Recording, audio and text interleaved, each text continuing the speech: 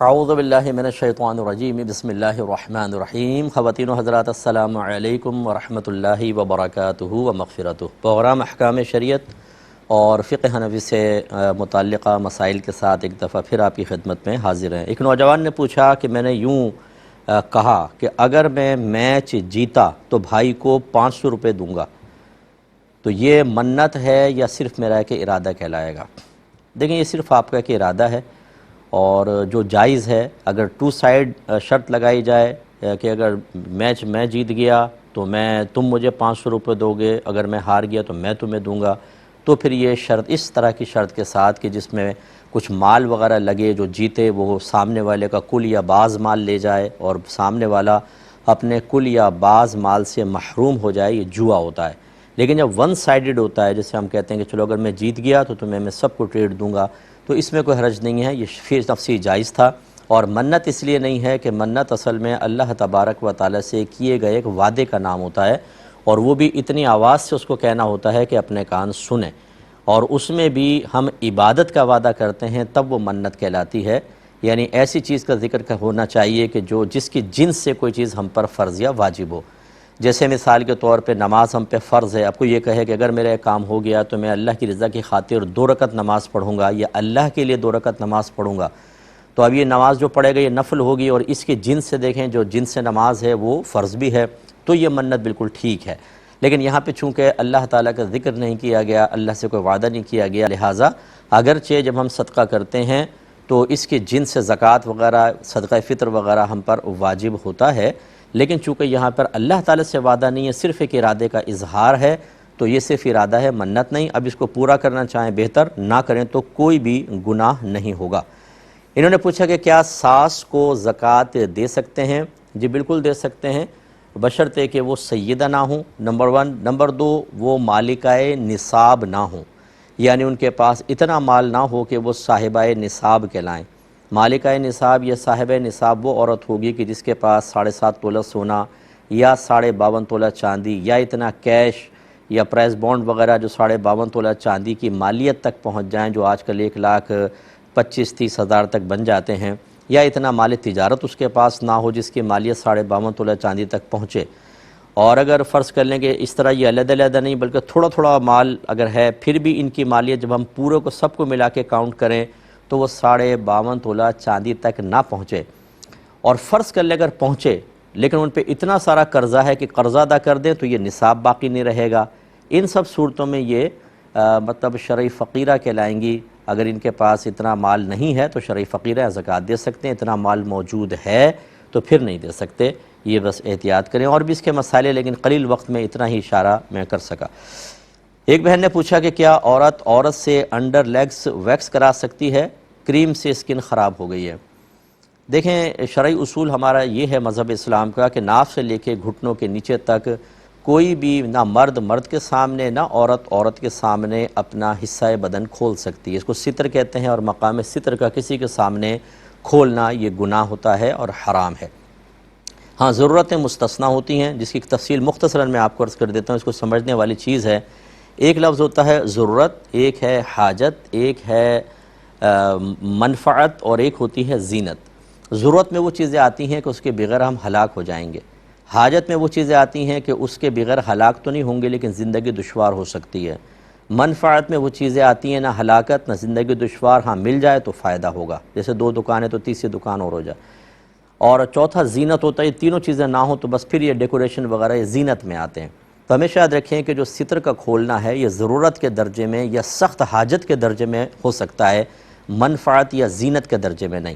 اور یہ ویکسیشن وغیرہ کرانا یہ حاجت کے درجے میں، یہ زینت کے درجے میں آئے گا یا منفعت کے آئے گا، اس لیے شرعاً جائز نہیں۔ ہاں جب ضرورت ہو، مثال کے طور پہ جیسے باہر کے ملکوں میں خاص طور پہ ہماری سسٹرز ہوتی ہیں، ڈیلیوری کے مسائل ہوتے ہیں، اگر وہاں غیر مرد بھی ہے تو اس کے سامنے ستر کھولا جا سکتا ہے، کیونکہ وہ ایک ایسی ضرورت ہے، ایک ایسی حاجت ہے کہ کسی کی مدد کے بغیر انسان عمومی طور پہ پورا نہیں کر سکتا، تو وہاں اجازت ہوگی۔ ایسے ہی خواتین کے چیک اپ وغیرہ ہوتے ہیں، بعض اوقات باہر خاص طور پر اپائنٹمنٹ لی ہوتی ہے ڈاکٹر سے، اور وہ میل ڈاکٹر ہوتا ہے، اور چیک اپ کرانا ہوتا ہے بدن کا، اور وہ اتنا ضروری ہوتا ہے کہ نہ کرائیں تو بیماری بڑھ جائے گی، انفیکشن بڑھ جائے گا، اس سے زندگی سخت دشوار ہو جائے گی، بعض اوقات ہلاکت کی طرف بھی لے جا سکتی ہے، تو ایسی صورت میں پھر وہاں ستر کھولا جا سکتا ہے۔ اسی طریقے سے بعض اوقات اور بھی کئی اس کی مثالیں ہو سکتی ہیں، لیکن بس اب یہ دیکھنا ہوتا ہے کہ جب آپ یہ فیصلہ کرنا چاہیں کہ میں یہ کر سکتا ہوں کہ نہیں، تو ویسے تو میں یہی کہوں گا کہ آپ کسی اچھے مستند مفتی صاحب سے فتویٰ لیں، کیونکہ آپ ہر صورت میں ہر نوعیت میں درست نتیجے تک پہنچ جائیں یہ کوئی لازم نہیں ہے، لیکن ذہن میں رکھیں اتنی بات کہ اگر کوئی آپ ناجائز کام کرنا چاہتے ہیں کہ یار مجھے ضرورت ہے میں ناجائز کر لوں، تو دیکھیں تو صحیح وہ کس درجے میں ہے، کیا اس کے بغیر آپ مر جائیں گے، کیا وہ سخت حاجت میں ہے، یا صرف منفعت میں آتا ہے، یا زینت میں آتا ہے۔ اگر سخت ضرورت یا حاجت محسوس کریں تو خاص طور پر علماء سے معلوم کر کے پھر آپ کر لیں، اور زینت منفعت کے درجے میں خود آپ کا ذہن اس کو کہہ رہا ہو کہ زینت ہے یا منفعت ہے، چھوڑ دیجئے، پھر زینت منفعت میں ناجائز امور کا ارتکاب نہیں کر سکتے ہیں۔ ایک بھائی نے کہا کہ میرا پرنٹنگ کا کام ہے، میں ٹی شرٹس پر، اسی طرح کپ پر، گلاسز کے اوپر انسان یا جانور کی تصویر بعض اوقات مجھے بنانی پڑ جاتی ہے، یہ صحیح ہے یا نہیں؟ لیکن حتی الامکان چہرے کو بنانے سے اوائڈ کریں، کیونکہ اصل چہرہ یہ تصویر جو ہوتی ہے یہ چہرہ ہی ہوتا ہے، ہمارا فیس ہوتا ہے، یہ جانور کا فیس ہوتا ہے۔ ہاں اگر آؤٹ لائن خالی بنائی، آنکھیں ناک وغیرہ واضح نہیں بنایا تو چل جائے گا، لیکن اگر آپ نے پورا مکمل چہرہ بنایا تو یہ شرعاً صحیح نہیں ہے، اس میں ذرا اس پہ اجتناب کریں۔ ایک بھائی نے کہا کہ مجھے گھر وراثت میں ملا اور میں نے اس کو 21,000 کرائے پر چڑھا دیا، کرائے پر زکوٰۃ بنے گی یا نہیں، جبکہ وہ کرایہ جو آتا ہے سارا گھر میں خرچ ہو جاتا ہے؟ دیکھیں آپ پہ بالکل اس میں تو بالکل زکوٰۃ نہیں بنے گی، کیونکہ وراثت کا گھر ہے، آپ کو ملا ہے، کوئی مال تجارت تو تھا نہیں ہے کہ آپ نے انویسٹمنٹ کی غرض سے لیا ہوتا تو پھر چلیں سال بسال زکوٰۃ بنتی، اور دوسرا جو اس کا کرایہ آ رہا ہے وہ سال تک محفوظ ہی نہیں رہتا، وہ تو فوراً خرچ ہو جاتا ہے، تو لہٰذا آپ پر بالکل بھی زکوٰۃ نہیں ہوگی۔ ایک بچے نے پوچھا کہ اگر ماں باپ فوت ہو جائیں، بڑے بھائی ہیں اور چچا ہیں، اب اگر نکاح کرنا چاہتی ہے تو بھائی سے اجازت لے گی یا چچا سے اجازت لے گی؟ دیکھیں چچا سے پوچھنا انسب ہوتا ہے، کیونکہ چچا جو ہوتا ہے وہ اصابہ میں ہوتا ہے، ان سے ہی پوچھا جائے اور چچا سے اجازت لینے کے بعد پھر قدم اٹھائیں، اور وہ بڑے بھی ہیں تو ان کا ادب اور احترام بھی ملحوظ رکھنا چاہیے۔ ایک بھائی نے کہا اگر گواہوں کے سامنے شوہر عورت سے پوچھے، یعنی بیوی سے، کہ تم میری بیوی ہو، وہ کہے کہ ہاں میں تیری بیوی ہوں، تو تجدید نکاح ہو گیا یا نہیں؟ لیکن ہو تو جائے گا، اس سے بھی ہو جائے گا، کیونکہ بہرحال وہ اس کو ایک ملکیت میں، بیوی جو ہوتی ہے وہ شوہر کی ایک عارضی ملکیت میں کہلاتی ہے، اگرچہ پورا آقا والا حق تو اس کو حاصل نہیں ہوتا، لیکن یہ ہے کہ بہرحال شوہر کو ایک لحاظ سے بیوی پر حاکمیت حاصل ہوتی ہے، اور اس طرح کے جملوں سے نکاح ہو سکتا ہے۔ لیکن بہتر یہ ہے کہ یہی کہیں، اس طرح کہیں کہ کیا آپ مجھے اجازت دیتی ہیں کہ میں آپ کا نکاح اپنے ساتھ اتنے حق مہر کے عوض میں کر لوں؟ عورت کہے میں نے اجازت دی، اور پھر یہ جواب میں کہے کہ میں نے آپ کو بحیثیت زوجہ کے قبول کیا۔ ایک مختصر سا بریک لیں گے، ہمیں یقین ہے آپ ہمارے ساتھ ہی رہیں گے۔ بسم اللہ الرحمن الرحیم۔ ایک بھائی نے کویسچن کیا کہ یہ بائکیا وغیرہ چلاتے ہیں، انہوں نے کہا کہ بعض اوقات کوئی رائڈ بک کراتے ہیں، ہم جب وہاں پہنچتے ہیں تو معلوم ہوتا ہے کہ سامنے کوئی خاتون ہیں جنہوں نے بک کرائی ہے، اب اگر ہم اسے کینسل کرتے ہیں تو ہر 100 روپے کے اوپر 16 روپے ہمارے کٹتے ہیں۔ اب مثلا اگر 600 روپے کی رائڈ ہے تو پھر ہر 100 کے اوپر 16 روپے کٹیں گے، تو ہمارے لیے کافی نقصان، اور جتنا ہم پیٹرول چلا کے گئے ہیں وہ سارا پیٹرول بھی ضائع جائے گا۔ اس طرح کی اگر 2-4 رائڈ ہمیں دن کے اندر ملتی ہیں اور ہم ان کو کینسل کرتے ہیں تو اچھا خاصا نقصان ہے، جتنا کماتے ہیں اس کا کچھ حصہ نکل ہی جائے گا۔ تو کیا ہم عورت کو اپنے پیچھے، اجنبی عورت کو بٹھا سکتے ہیں کہ نہیں؟ دیکھیں اجنبی عورت کا براہ راست اس طرح مرد کے پیچھے بیٹھنا یہ شرعاً درست نہیں ہے۔ ایک تو اس لحاظ سے کہ جسم ٹچ ہوگا، اور پھر عورت اتنے کلوز بیٹھے گی، لازم بات ہے کہ قلبی کیفیات کی تبدیلی ہو سکتی ہے، اور جو اس میں اجتناب کرنا چاہیے۔ دوسرا اگر کوئی فرض کر لیں آپ کو جانتا نہیں ہے، دیکھے گا پتہ نہیں کس عورت کو لے کے جا رہا ہے، تو بدگمانیوں پہ بھی پیش کرنا لازم آئے گا، اس لیے حتی الامکان اس کو ایوائڈ کیا جائے۔ لیکن جیسے بعض اوقات ایسے علاقے ہوں کہ جہاں خواتین کا زور زیادہ ہے، اور اگر نہیں کرتے تو ایک آدمی کے لیے کافی، اور آج کل جو غربت کے معاملات چل رہے ہیں الامان والحفیظ، مجھے زیادہ یہ اس لیے معلوم ہوتا ہے کہ لوگ مجھ سے زیادہ کانٹیکٹ میں ہوتے ہیں۔ مجھ سے زیادہ سے مراد کہ یہ نہیں کہ میں تقابل پیش کر رہا ہوں کہ باقی علماء سے کم، مجھ سے زیادہ، مجھ سے بھی بہت زیادہ ہوتے ہیں، یوں چلیں الفاظ کہہ لیں تو زیادہ اچھا ہے، کوئی برا نہ مانے۔ وجہ اس کی یہ ہے کہ انٹرنیشنل لیول پہ ہم کام کر رہے ہیں، اور پھر میرا نمبر بھی عام ہے، تو لوگ اپنی جو مجبوریاں ذکر کرتے ہیں، کانوں کو ہاتھ لگاتے ہیں اور شکر کرتے ہیں، اللہ تیرا شکر ہے کہ تو نے لاکھوں سے بہتر رکھا ہوا ہے۔ اب ان کو اگر ہم تقوی والے مسائل بیان کریں گے تو لازم بات ہے کہ وہ بیچارے وہ عمل تو کریں گے ہمارے کہنے پر، لیکن ان کی زندگی انتہائی تنگ ہو جائے گی، دشوار ہو جائے گی۔ پھر اس میں راہ عافیت یہ ہے کہ بہتر یہ ہے کہ آپ ایک بڑا سا بیگ لیں جس میں کچھ بھوسا وغیرہ بھر لیں، چاہے بالکل ہلکا سا ہو، وہ اپنی پیٹھ پہ پیچھے لگائیں تاکہ اگر عورت بیٹھے بھی تو ایک کافی فاصلہ ہو جائے، یا کوئی ایسی بیچ میں اگر شیٹ وغیرہ آپ لگا سکیں لکڑی کی موٹی کہ وہ اگر عورت آرام سے اس سے ٹچ بھی ہو جائے تو آپ کے جسم سے بالکل ٹچ نہ ہو، تو پھر اس طرح کے آپ معاملات کر کے اور پھر خاتون کو بٹھا سکتے ہیں، وہ بھی جب بہت ہی کوئی اس طرح کی شرعی مجبوریاں زیادہ ہوں۔ اگر کوئی ایک آدھ ملتا ہے مہینے میں کیس تو چھوڑ دیں، یہی بہتر ہے، لیکن جب کثرت کے ساتھ ہوتے ہیں تو پھر تقوی نہیں، پھر فتویٰ چلتا ہے، اور فتوے کا معاملہ میں نے آپ کی خدمت میں ذکر کر دیا ہے۔ یہ کہتے ہیں ایک بہن نے 3 کویسچن کیے کہ مجھے اس کا جواب دیں۔ پہلے تو یہ کہ لوگ اسلامی تعلیمات سے دور کیوں ہیں؟ دیکھیں اس کے اتنے سارے اسباب ہیں کہ میں 2 گھنٹے اس پر بیان کروں تو وہ کم ہوگا، اور میں اپنے اکثر بیانات میں جو میرے باہر آؤٹ سائڈ بیان ہوتے ہیں ان میں یہ نشاندہی کرتے رہتا ہوں کہ سب سے پہلے اسلامی تعلیمات سے دوری اس وجہ سے ہے کہ ہمارے گھروں میں اسلامی تعلیمات کا نفاذ نہیں ہے۔ اور وہ کیوں نہیں ہے؟ اس لیے کہ جو ہماری مساجد ہیں ان میں اسلامی تعلیمات کو عام کرنے کے مؤثر ذرائع نہیں ہیں۔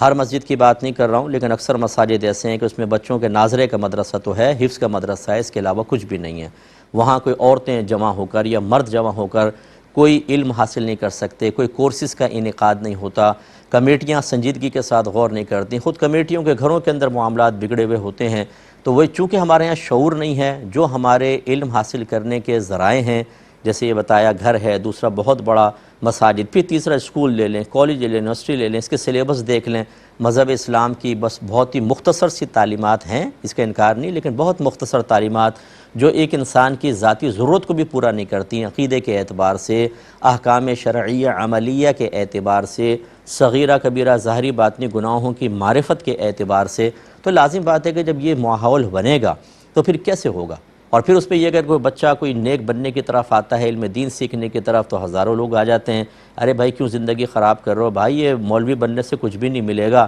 کیا مسجد کی روٹیاں توڑتے رہو گے؟ کیا مطلب علم دین کے نزدیک صرف علم دین سیکھنے کا معال نتیجہ اور اس کا اینڈ یہ ہے کہ مسجد جوائن کر کے اور لوگوں کی نیازیں کھانا؟ کہ یہ آپ نے اینڈ سمجھا ہوا ہے؟ اتنے بڑے بڑے اسکالر ورلڈ میں کام کر رہے ہیں، کیا وہ سب کے سب ایسے ہی ہوتے ہیں؟ تو یہ ایک نیگیٹو سوچ دینا بچوں کو، ایک بھیانک منظر پیش کرنا۔ حالانکہ جو یونیورسٹیز میں پڑھ رہے ہیں بڑی بڑی ڈگریاں ہاتھ میں ہیں، اور میں کتنوں کو جانتا ہوں برگر کی ریڑھی لگائی ہوئی ہے، چپس کی ریڑھی لگائی ہوئی ہے، کہ ہے ہی نہیں روزگار۔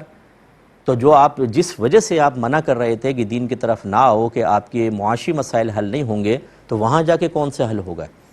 پڑھے لکھے لڑکے آج گن پوائنٹ پہ موبائل چھین رہے ہیں، دیکھ لیں آپ، معلوم کریں کتنے پڑھے لکھے لوگ ہوتے ہیں، وہ اپنا مائنڈ یوز کرتے ہیں نیگیٹو چیز کے اندر۔ یہ جتنے جو فلاں جیتو پاکستان کا یہ آپ کا انعام نکل آیا، فلاں کا نکل آیا، یہ وہ پورا ایک نیٹ ورک ہوتا ہے، یہ کوئی جاہل آدمی کر سکتا ہے؟ یہ پڑھے لکھے لوگ ہوتے ہیں، جب روزگار نہیں ہوتا تو اس طرف جاتے ہیں۔ تو خلاصہ کلام یہ ہے کہ پھر خود مسلمان جب اسلامی تعلیمات کی گہرائی کی طرف بڑھتا، بچے کو دیکھ کر بے چینی محسوس کرے اور اس سے دور کرے، تو یہ معاشرے کا نتیجہ تو نکلے گا۔ اب اس کا حل کیا ہے؟ حل یہ ہے کہ ہم خود اسلامی تعلیمات سیکھیں، اور اب جتنا اللہ ہمیں موقع دے اپنے دائرۂ اثر تک اس کو عام کرنے کی کوشش کریں۔ یہ ذہن نہ بنائیں کہ میں سیکھ کے پورے ورلڈ میں کام کروں۔ آپ اگر محلے میں 10 آدمی بھی کام کر لیں پوری زندگی، بہت بڑی بات ہے، اور آج کل سوشل میڈیا ہے، آپ لاکھوں میں کام کر سکتے ہیں۔ دوسرے سوالات کے جوابات دیتا ہوں، کالر میرے ساتھ ہیں۔ السلام علیکم۔ السلام علیکم۔ السلام علیکم۔ جی وعلیکم السلام۔ ہیلو بھائی آپ کی آواز آ رہی ہے، بولیے آپ۔ سر، میرا نام مولانا صاحب سے سوال ہے۔ بولیے بیٹا بولیے، رکے نہیں، آپ بولتے جائیں کنٹینیوسلی، بولیں۔ سر میرا سوال ہے کہ بیوی کو، آپ کا میں نے قریب سنا تھا کہ بیوی وہ کو، چھوڑ دیں، آپ اپنا سوال بتائیں، بس سوال بتائیں۔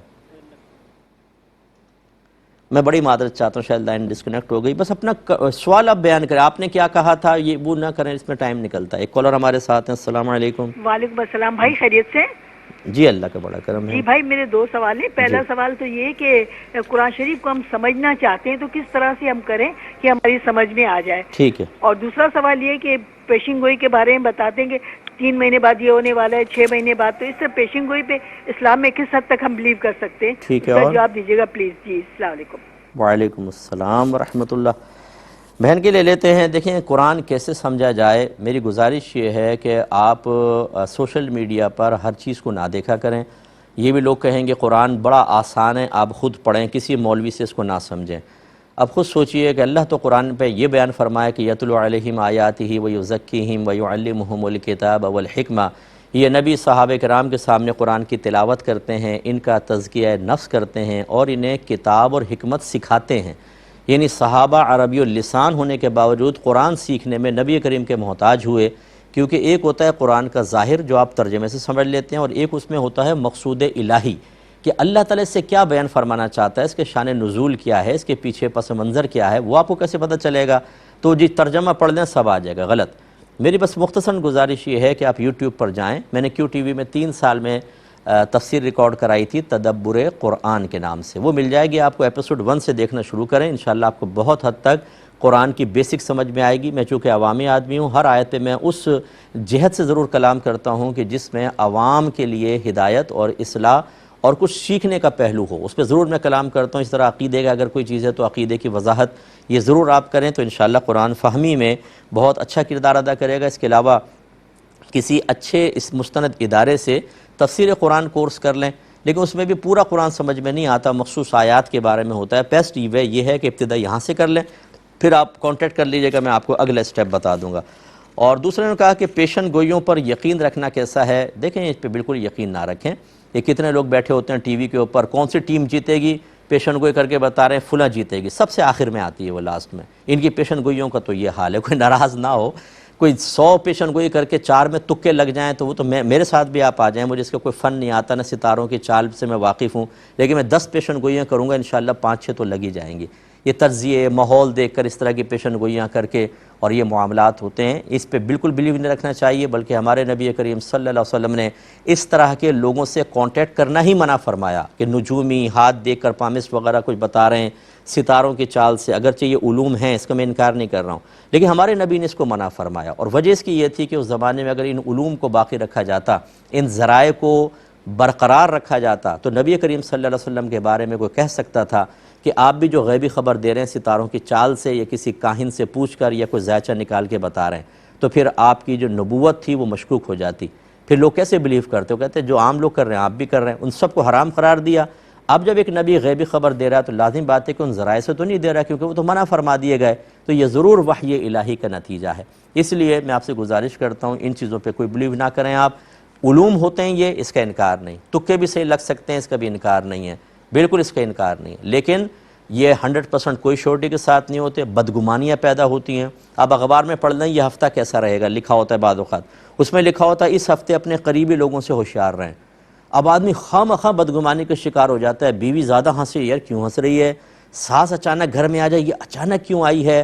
بھابھی اچانک باتھ روم میں چلی گئی کیوں گئی ہے، بچوں کو بھیجیں گے دیکھو بیسن کے نیچے کوئی تعویذ تو نہیں لگا کر چلی گئی۔ تو اس طرح کے معاملات تو ہماری شریعت ان چیزوں کو اوائڈ کرنے کا حکم دیتی ہے۔ کالر ہے، السلام علیکم۔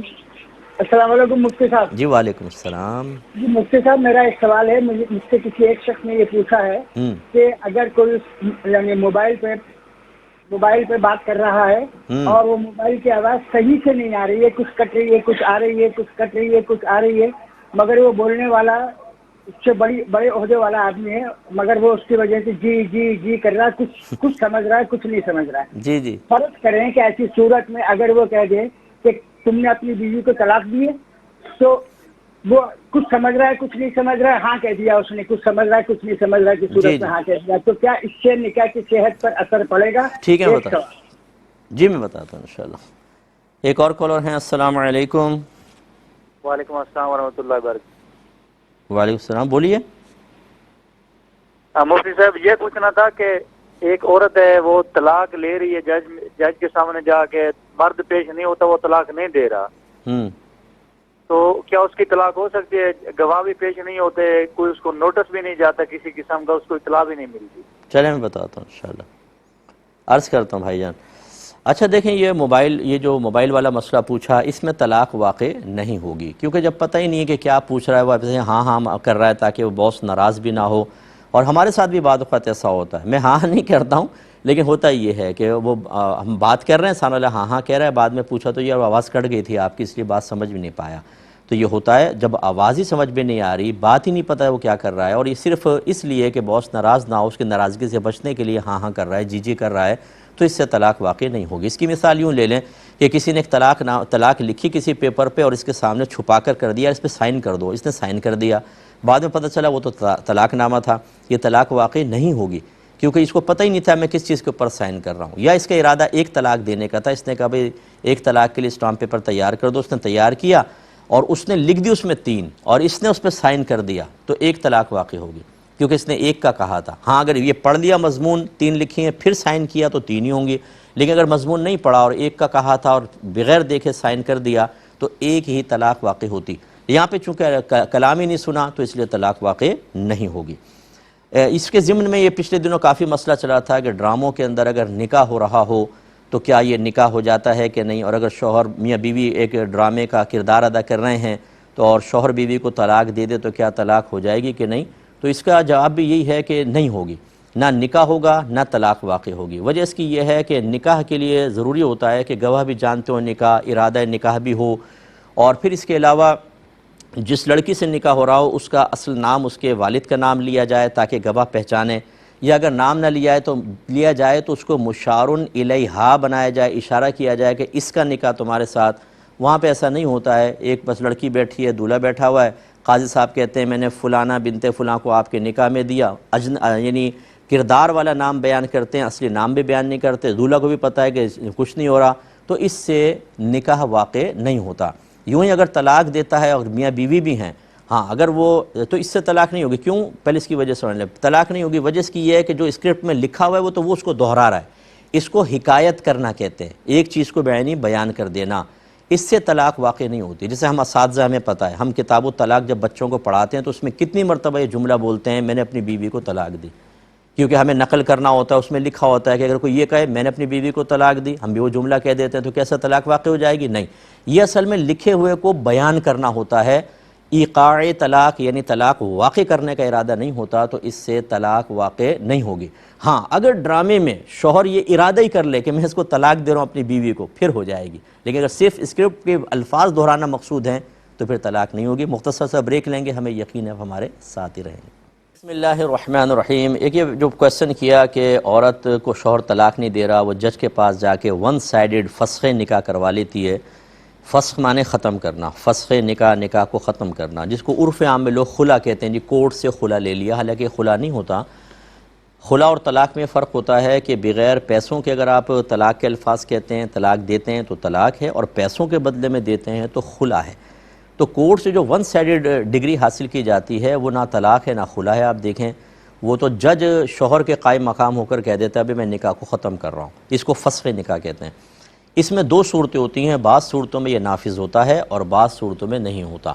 اب جو آپ نے بہن کا یہ کویسچن پوچھا ان کی کیا سچویشن ہے، وہ پوری سچویشن بیان کریں گی تو پھر اس کے اوپر حکم ہوتا ہے، اور جب اگر حکم لگنا ہے یعنی اس کو اجازت ہوگی عورت کو کہ 1 سائیڈڈ وہ اپنی جان چھڑا سکتی ہے تو پھر نہ گواہ کی ضرورت ہے نہ نوٹسوں کی ضرورت ہے، یہ یاد رکھیں۔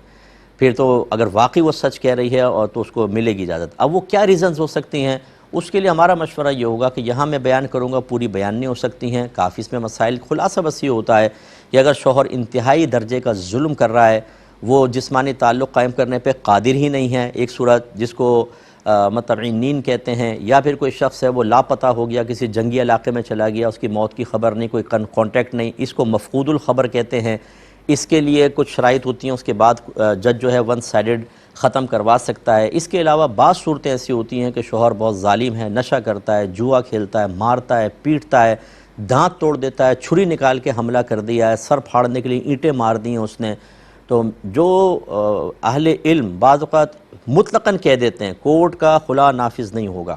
اگر ان کی اپنی بچی کے ساتھ اس کا شوہر یہ کر رہا ہو تو پھر ہم پوچھیں گے اب کیسے نافذ نہیں ہوگا، اس لیے فوری طور پہ ہم کوئی فیصلہ نہیں کرتے ہیں۔ ان صورتوں کے اندر گنجائش نکلتی ہے جب جان کا خطرہ ہو، بہت ہی زیادہ معاملات خراب ہوں، اور ایک عام صورتحال ہوتی ہے جی شوہر اچھا نہیں لگ رہا، موڈ نہیں بن رہا، 3 مہینے طلاق کو ہیں اور نکاح کو ہیں، ابھی انڈرسٹینڈنگ بھی پیدا نہیں ہوئی اور کہتی ہے میں نہیں رہ سکتی اس گھٹن والے ماحول کے اندر، اب شوہر طلاق نہیں دے رہا، خلا لے لیتے ہیں۔ اور وہ بعض اوقات وکلاء، ہمارے وکیل بھائی مجھے ہو سکتا ہے سن رہے ہوں تو ناراض بھی نہ ہوں، میں ان وکلاء کی بات کر رہا ہوں جو یہ غلط کام کر رہے ہوتے ہیں کہ وہ عورت سے کہتے ہیں کہ ایسے تمہاری جان نہیں چھوٹے گی، تمہیں کچھ جھوٹ لکھنا ہوگا، لکھو کہ شوہر عورتوں سے ناجائز تعلقات رکھتا ہے، جوا کھیلتا ہے، تمہیں مارتا ہے، پیٹتا ہے، تمہارے پیسے چرا لیتا ہے، شراب پی کر آتا ہے، نشہ کرتا ہے، پھر تمہیں آسانی سے کورٹ سے خلا مل جائے گا، وہ لکھوا دیتی ہیں جھوٹ، اس بیس کے اوپر وہ فسخ نکاح کی ڈگری لے لیتی ہیں، اور حالانکہ معاملات ایسے نہیں ہوتے، اس طرح کبھی نہیں خلا واقع ہوگا، وہ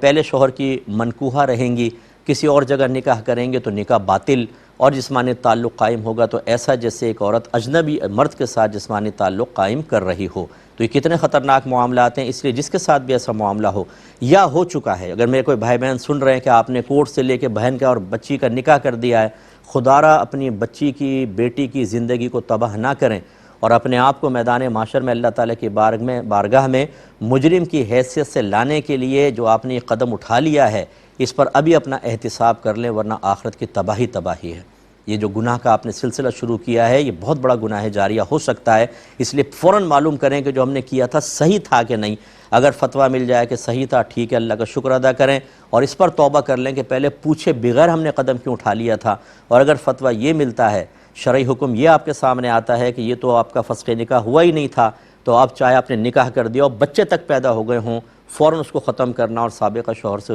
رجوع کرنا لازم ہوگا۔ نتیجہ وہی نکلے گا، اگر آپ اہل علم سے نہیں پوچھیں گے تو زندگی انتہائی دشوار ہوگی، ملامت ضمیر سے آپ نہیں بچ سکتے، احساس جرم سے نہیں بچ سکتے، اور یا آپ ڈھیٹ بن کر اگر کہیں گے ارے مفتیوں کو چھوڑو ہم نہیں مانتے، تو آپ کی وجہ سے آخرت کے معاملات، اللہ کے قوانین، اسلامی لاز تبدیل نہیں ہوں گے، آپ کو احتساب اپنا کرنا ہی ہوگا، آخرت میں آپ پھنسیں گے۔ اور اس طرح کے جو بہادر لوگ آپ کے خاندان میں ارے بھائی ہم نہیں ڈرتے، ارے دیکھا جائے گا آخرت میں، انہیں ایک رات کے لیے قبرستان میں بند کر دیں، کہیں پہ اکیلا چھوڑ کر آ جائیں، ان کو وہیں پر ڈال دیں، پھر یہ دیکھیں قبروں کے درمیان رہ کر اندھیرے کے اندر جب جھینگروں کی آوازیں، کتوں کے بھونکنے کی آوازیں آ رہی ہوں گی، اور ہر طرف مردے ایسا لگے گا قبر پھٹ کے مردہ نکلے گا، تو ان کی چیخیں نہ نکل جائیں تو آپ میرا نام بدل دیجئے گا، حالانکہ کچھ بھی نہیں ہو رہا، خالی قبرستان میں رکھا ہے۔ یہ نہیں سوچتے کہ جہاں باہر اتنا خوف ہے، اس قبر کے اندر کا عالم کیا ہوگا، اور پھر میدان محشر میں اللہ کی بارگاہ میں کھڑے ہو کر کیسے ہم حساب دیں گے۔ آپ اتنے جرأت مند ہیں کہ آپ شریعت کو، قرآن کو، حدیث کو، اللہ کو، رسول کو، علماء کو، مفتیان کرام کو، جن کو نبی فرمائے کہ وارث نبی ہیں، اتنا اس کا قد والا دیکھتے ہیں، معاذ اللہ ثم معاذ اللہ، اتنا چھوٹا سا، آپ بہت بڑے ہو گئے ہیں، سب بہت چھوٹی چیزیں ہو گئی ہیں، لا حول ولا قوت الا باللہ۔ جس نے اللہ کو حقیر سمجھا، اس کے رسول کو، قرآن کو، تعلیمات شرع کو، وارثان نبی کو، وہ تباہ ہوا ہے۔ مجھے امید ہے کہ آپ بہت کچھ سمجھیں گے۔ ایک بھائی نے دوسرا وہ کویسچن تھا ان کا کہ نوجوان عاشق رسول کیسے بن سکتے ہیں؟ یہ بھی بڑا لمبا جواب ہے، میرے بیانات آپ سن لیں۔ پہلے تو عشق رسول کسے کہتے ہیں، اس کے تقاضے کیا ہیں، یہ سب دیکھنا ہوگا۔ خالی نعت میں بیٹھ کے جھوم لیں، یہ عشق رسول نہیں ہے کہ ساری رات آپ نعت خوانی میں بیٹھے رہے، صبح فجر کی نماز آپ نے قضا کر لی، اس کے بعد آپ لڑکیوں سے دوستی بھی کر رہے ہیں، اس کے بعد آپ حرام بھی کما رہے ہیں، منہ سے گالیاں نکل رہی ہیں، بوڑھے ماں باپ کے سینے پہ چڑھ کے ان کو کمزوریوں کا احساس بھی دلایا جا رہا ہے، آپ لوگوں کا مذاق بھی اڑا رہے ہیں، اور پھر اگلی رات پھر کسی محفل نعت میں بیٹھ کر آنسو بہا رہے ہیں اور کہہ رہے ہیں ہم تو عاشق رسول ہیں۔ یا کسی نے کوئی گستاخی کی تو آپ نے 2-3 سائن بورڈ وغیرہ توڑ دیے اور کہا کہ میں کتنا عاشق رسول ہوں۔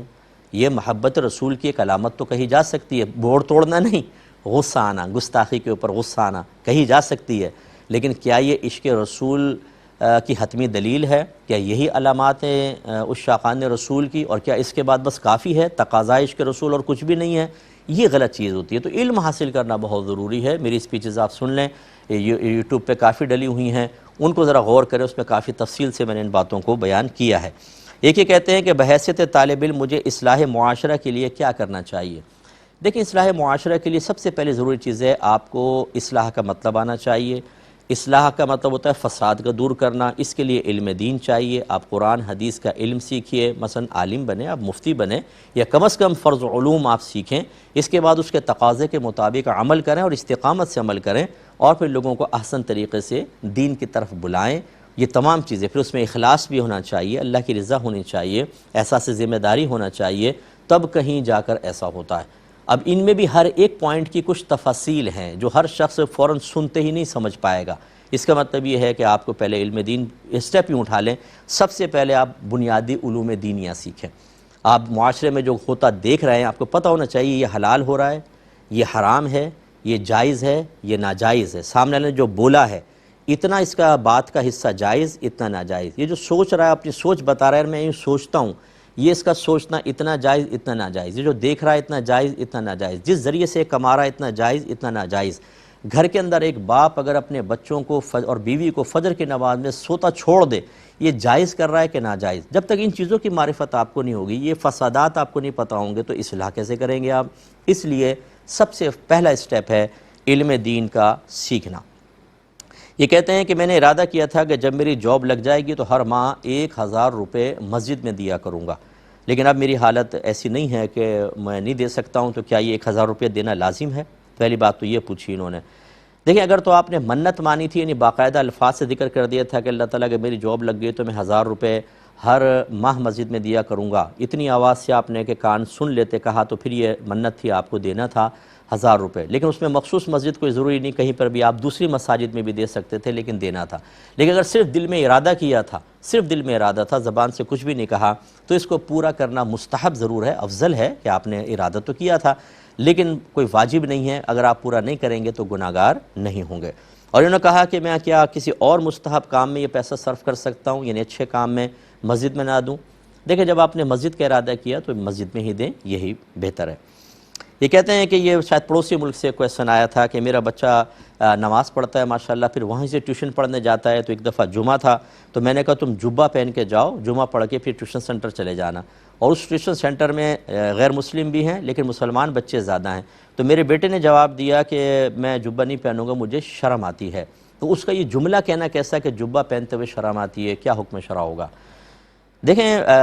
ایک ہوتا ہے کہ نبی کریم صلی اللہ علیہ وسلم کی کسی چیز کو، سنت کو جان کر معلوم کر کے پھر کہیں کہ یہ اس سے مجھے مطلب معاذ اللہ کراہت کا اظہار، نفرت کا اظہار، یہ تو خطرناک ہے، ایمان تباہ ہو جائے گا۔ ایک ہوتا ہے کہ یہ بہت اچھی چیزیں اقرار کر رہے ہیں، لیکن ماحول ایسا ہے کہ اگر میں ایسا کر کے جاؤں گا تو وہ مذاق اڑائیں گے سنت کا، اور اس کو اگر میں ترک کر دوں وقتی طور پہ، صحیح گھر پہ آ کے جبہ پہن لوں وقتی طور پہ، تو اس سے کوئی فرق نہیں پڑے گا، اس میں کوئی حرج نہیں ہوتا ہے۔ اس بچے کے جو شرم کا معاملہ ہے غالباً وہ اس وجہ سے ہوگا کہ وہ اس طرح کا لباس پہن کے جائے گا تو وہاں لڑکے شاید اس کے لڑکیاں بھی ہو، ذکر نہیں کیا، تو وہ ہو سکتا ہے کہ اس جو حیت ہے اس کے اوپر کوئی کمنٹس پاس کریں، کوئی جملے کہیں جس سے اس کو شرم آئے، یا غصہ آئے کہ میرے نبی کی سنت کو ایسا کر دیا تو لڑائی جھگڑا فتنہ فساد ہو جائے، اس وجہ سے اگر اس نے اس طرح کا جملہ کہا ہے تو اس میں اس کی کوئی گرفت نہیں ہے۔ یہ تو پڑوسی ملک ہے، ہمارے ملک پاکستان میں ہزاروں لوگ داڑھی اس لیے نہیں رکھتے کہ شرم آتی ہے، سنت کے مطابق لباس نہیں پہنتے، وہ سر سے پیر تک غیر مسلموں کا ہر طریقہ اپنانے کے بعد اپنے اندر اعتماد، خود اعتمادی محسوس کرتے ہیں۔ حتیٰ کہ کچھ دین کی تبلیغ کرنے والوں نے بھی یہ اس طرح کے گیٹ اپ اختیار کر کے اپنے آپ کو سنت رسول کے سانچے میں ڈھلے ہوئے لوگوں سے افضل محسوس کرنا شروع کر دیا ہے۔ اور ہمارے ینگ جنریشن ایسی ہے کہ وہ کہتی ہے کہ ہاں ایک پینٹ شرٹ والا بغیر داڑھی والا بھی ہو، چاہے وہ نماز پڑھتا ہے نہیں پڑھتا، اس کی لینگویج اچھی ہے یا نہیں ہے، اخلاقیات یا کردار کا کچھ پتہ نہیں ہے، لیکن ہم اسی سے دین سیکھیں گے۔ اور وہ بعض اوقات دین نہیں سکھا رہا ہوتا، وہ تو بیچارہ اور گمراہ کر رہا ہوتا، خود اس کو نہیں پتہ ہوتا میں گمراہ کر رہا ہوں، وہ اپنی سوچ اپنی فکر کو بیان کر رہا ہوتا ہے جو بعض اوقات قرآن اور حدیث کے بالکل مخالف ہوتی ہے۔ ہم جیسے لوگ کبھی ایسی کوئی کلپ آ گئی تو سر پکڑ کے بیٹھ جاتے ہیں کہ یہ بیچارہ یہ سمجھ رہا ہے چند لوگوں کی فالوئنگ دیکھنے کے بعد کہ میں بہت اچھا کام کر رہا ہوں، یہ تو ان سب کو آخرت میں جب تباہ کر کے پہنچے گا ان سب کا وبال اس کے اوپر ہوگا۔ یہ کتنا بڑا اپنے لیے نقصان کر رہا ہے۔ دنیا کی تھوڑی سی شہرت، تھوڑا سا پیسہ، تھوڑی سی دولت، تھوڑی سی نیک نامی، جس کو وہ نیک نامی کہتے ہیں، ہم تو بدنامی سے تعبیر کریں گے، یہ اس سے کوئی حاصل نہیں ہوگا۔ یہ آخرت کا وبال ہے بہت بڑا، اس لیے پہلے علم دین سیکھیں، اس کے تقاضے کو سمجھیں، پھر تبلیغ دین کرنی چاہیے۔ تو ہمارے یہاں بھی ایسا چلتا رہتا ہے۔ ایک بھائی نے کہا کہ پلاٹ سیونگ کی نیت سے لیا تھا لیکن اس میں فائدہ نہ ہوا، 2 سال بعد میں نے بیچا، 3% اس میں نفع ہوا، اب مجھے یہ 3% کے اوپر زکوٰۃ نکالنی ہے اور پورے پلاٹ کی قیمت پہ نکالنی ہے؟ دیکھیں، جیسی آپ کوئی پراپرٹی خریدتے ہیں اور سیونگ کے ارادے سے، انویسٹمنٹ کے ارادے سے آپ کرتے ہیں، وہ مال تجارت کہلاتا ہے، اور جب اس پہ 1 سال ختم ہوگا تو کل پلاٹ کی کرنٹ ویلیو کے اوپر آپ کو 2.5% زکوٰۃ دینی ہوگی۔ تو 2 سال پلاٹ رہا، پہلے سال کیا ویلیو تھی وہ نکالیں، دوسرے سال کیا تھی، پہلے سال کی زکوٰۃ علیحدہ نکلے گی، دوسرے سال کی علیحدہ نکلے گی، پورے پلاٹ کی کل قیمت کے اوپر۔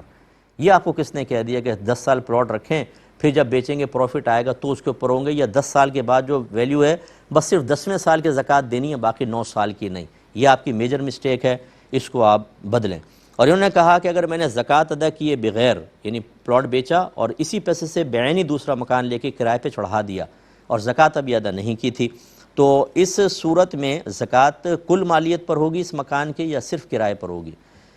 دیکھیں یہ تو مکان آپ نے سیونگ کی نیت سے نہیں لیا، نہ کل مال پر ہوگی اور نہ کرائے پر ہوگی، بلکہ وہ تو سال کے اینڈ میں اگر جتنی سیونگ ہوتی ہے اس کے اوپر ہوتی ہے، اس کو تو ہٹا ہی دیں۔ باقی یہ آپ نے اگر کل پیسہ یہاں لگا بھی دیا تو جو پچھلے سال اس پلاٹ پہ زکوٰۃ بنتی رہی تھی اس سے کیا تعلق اس کا، وہ تو آپ کو ادا کرنی ہوگی۔ مثلا پہلے سال میں بالفرض 1 لاکھ زکوٰۃ بنی، دوسرے سال میں 2 لاکھ بنی، تو یہ 3 لاکھ تو آپ کو زکوٰۃ ادا کرنی ہوگی۔ یہ پلاٹ کتنے کا مطلب لاس میں گیا یا آپ کو پروفٹ کے ساتھ گیا، اس کو نہیں دیکھتے۔ اصل تو جب تک پلاٹ آپ کی ملکیت میں رہتا ہے، قبضے کے اندر رہتا ہے، وہ مال زکوٰۃ ہے اور اس کی زکوٰۃ سال بسال بنتی رہے گی۔ اب چونکہ پروگرام کا وقت تقریباً ختم ہو رہا ہے، میں گزارش کرتا ہوں کہ جب آپ پروگرام دیکھیں تو 1-2 کو دعوت دے دیا کریں۔ یہ پروگرام آپ کے لیے بہت نافع ہے اور اللہ تعالیٰ کا شکر ادا کریں کہ قرب قیامت کے وقت اللہ تعالیٰ نے ایسے پروگرام کیو ٹی وی کے پلیٹ فارم سے آپ کو دیکھنے کی توفیق عطا فرمائی۔ اس لیے نہیں کہ میں کر رہا ہوں، اس لیے کہ یہ قرآن و حدیث کا نچوڑ ہے۔ اللہ تعالیٰ آپ کو بھی اور مجھے بھی عمل کرنے کی توفیق عطا فرمائے، آمین۔ وآخر دعوانا ان الحمد للہ رب العالمین۔